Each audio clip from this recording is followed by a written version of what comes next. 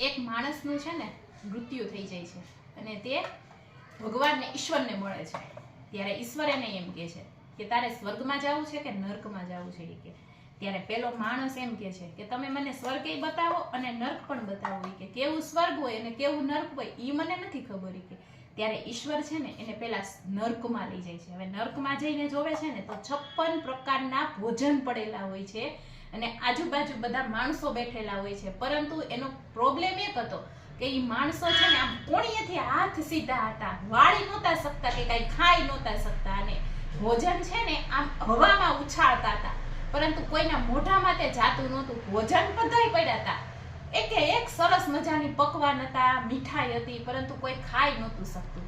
અને પછી ઈશ્વર તેને છે ને સ્વર્ગમાં લઈ જાય છે. સ્વર્ગમાં પણ એવું જ હોય છે, 56 પ્રકારના ભોજન હોય છે, મીઠાઈ હોય છે, પકવાન હોય છે, પરંતુ આમાં બધાયમાં શું હતું તો કે શાંત વાતાવરણ હતું અને જે બધાય આજુબાજુના માણસો બેઠા હતા ને ઈ એકાબીજાના મોઢામાં કોળિયા દેતા હતા, કારણ કે કોણીએથી હાથ વળી ન શકે એટલે આપણે આપણા મોઢામાં તો નથી ખાઈ શકતા, પરંતુ સામાવાળા વ્યક્તિને તો ખવડાવી શકીએ છીએ ને.